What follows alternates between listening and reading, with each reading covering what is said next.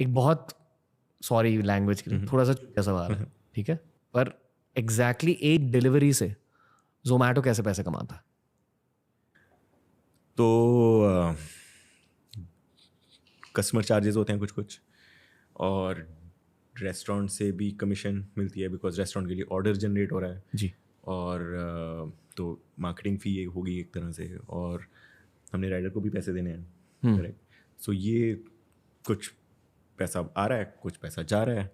Okay the whole goal is की जो पैसा आ रहा है शुड बी मोर देन जो पैसा जा रहा है। ओके। अगर एक कस्टमर ने 100 रुपीज स्पेंड किए, 100 रुपीज स्पेंड किए जोमेटो पर, खाने पे या चार्जेस पे, डिलीवरी चार्जेस पे। Okay let's say 200 rupees total spend of customer. 200 रुपये वाले ऑर्डर पे पैसा नहीं बनता हमारा। ओके 1000 1000 पे डिसेंट बन जाता है। कितना? 1000 पे तो एक्चुअली 300 पे आते हैं, एवरेज है 300। 300 से 400 की रेंज में एवरेजेस चलती हैं हमारी, डिपेंडिंग ऑन द सिटी। तो 400 की एवरेज मानते हैं। 400 का अगर एवरेज ऑर्डर वैल्यू है तो कमीशन हमारी ब्लेंडेड कुछ 80 रुपये आ जाएगी। ओके 20% के आसपास कमीशन है ब्लेंडेड, 20 से भी कम ही है थोड़ी सी, 17-18 टाइप्स होगी, ऐसा कुछ होगा विद इन दैट रेंज। तो 80 रुपये मान लेते हैं लगभग। और कस्टमर डिलीवरी चार्जेस 20 से 25 रुपये दे देगा, करेक्ट। तो 100 रुपये लगभग रेवेन्यू आ गया, और कुछ नहीं है। और कॉस्ट, डिलीवरी की cost 60, 50, 70 depending on the city, correct. And distance, अगर डिस्टेंस ज़्यादा है तो कॉस्ट ज़्यादा है, डिस्टेंस कम है तो कॉस्ट कम है। फिर कस्टमर सपोर्ट चार्जेस, अगर आप चैट करते हो तो हमारा एजेंट है, उसकी कॉस्ट, ठीक है। पेमेंट गेटवे फ़ी, अगर आपको खाना ख़राब लगा तो रिफंड करना पड़ता है। ओके आप इतने बड़े डिस्काउंट कैसे दे देते हो कभी कभी? डिस्काउंट्स बहुत कम है यार, पर पहले होते थे। पहले भी कम ही होते थे, ओके लगता ज़्यादा है। Okay 50% off up to 80, 50% off थोड़ी है, 80 रुपये ऑफ है। 400 रुपये का ऑर्डर है, 20% होगा ना। Nice. I want to change it but I don't call this discounting honest. Okay discounting should be honest. अगर कस्टमर को कुछ भी बता रहे हो, it should be honest. It should be 80 rupees off, should not be 50% off up to 80। But competition अगर ये करता रहेगा तो मैं नहीं कर पाऊंगा ये चेंज। पता है, क्योंकि आप इंटरनेट पे ये कह रहे हो ना, बहुत सारे लोगों का ब्रांड ट्रस्ट बढ़ रहा है जोमेटो में, because the founders coming in saying things so openly. Are you aware of that? I don't know. Okay आप बहुत ज़्यादा अनप्रोसेस्ड हो, मतलब आप बस कह देते हो, so I like it. And this is what the audience also likes. बचपन से ऐसा हूँ।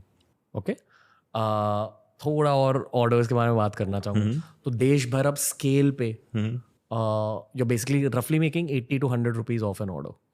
That's revenue. फिर उसमें से सारी राइडर कॉस्ट निकल गई तो 5-10 रुपये मुश्किल से बनते हैं प्रॉफिट्स। हाँ, पर 5-10 रुपए देश भर, मतलब 5-10 रुपये भी कहाँ बनते हैं, उसके बाद फिक्स कॉस्ट आ जाती है, सारी टीम, सारा टेक, सर्वर कॉस्ट, ये वो नौटंकी सारी। 1 रुपया 2 रुपये मुश्किल से बनता है पर order। वाह। बट एट स्केल वो 1-2 रुपए के कोर प्रॉफिट में से आप प्रॉफिटेबल कैसे बने हो? ये 1-2 रुपये बनने लग गए तो प्रॉफिटेबल हो गए। रियली? क्योंकि स्केल इतना बड़ा है, ऑर्डर्स इतने ज़्यादा। पहले our cost was more than revenue, जैसे ये बैलेंस टिप हुआ तो प्रॉफिटेबल हो गए। ओके यही होती है लॉन्ग टर्म वीसी मनी की game, like taking VC money. VC money पता नहीं मुझे। देखो हमारे जैसे बिजनेसेस की ना फिक्स्ड कॉस्ट होती है जो काफ़ी हैवी होती है जी। फिक्स कॉस्ट इज जो इंजीनियरिंग टीम की कॉस्ट, सारा प्रोडक्ट मैनेजर्स, सारा ऑप्स टीम्स, ब्ला ब्ला ब्ला ब्ला ब्ला। अब ये फिक्स्ड कॉस्ट की टीम, फिक्स टीम की cost will be the same, चाहे मेरा बिजनेस 1/3 साइज का हो, चाहे मेरा बिजनेस अभी 10x साइज का हो जाए, ये तो सेम ही रहनी है, ठीक है। तो अब मैं कॉस्ट पर ऑर्डर देखूं इस टीम की, तो वो जब मेरे ऑर्डर्स बढ़ गए तो कॉस्ट पर ऑर्डर गिर जाएगी इस टीम की, और ये हैवी कॉस्ट है, ईजी नहीं है। तो अगर मैं 10x स्केल हो गया तो मेरा कॉस्ट पर ऑर्डर कम हो गया। तो अगर मैं कुछ ना और हिलाऊं, रेवेन्यू भी सेम रहे और मेरा बाकी सब कॉस्ट सेम रहे और मैं स्केल कर जाऊं, मेरी प्रॉफिटेबिलिटी बढ़ जाएगी। Which is why you expanding into more countries वगैरह we are not expanding into more countries, we are India only business. पर आपने परचेज किए हैं बिजनेसेस? पहले किए थे, सब बंद हो गए कोविड में। Oh, okay. How did that feel? Bad. Bad कैसे डील करते हो? कितना पैसा खर्च किया है उन पे? That's the mental health. हो गया ना अभी, मतलब Can't look back. sunk cost. Okay. Coming back to India. Just by being a YouTuber, मैं सिर्फ कंटेंट बना रहा हूँ, ठीक है, और मेरी छोटा सा एक मेरा साइलो है ऑडियंस का. It's a big silo, but it's not so big. It's maybe 20-25 million in a good case scenario as compared to billions of Indians.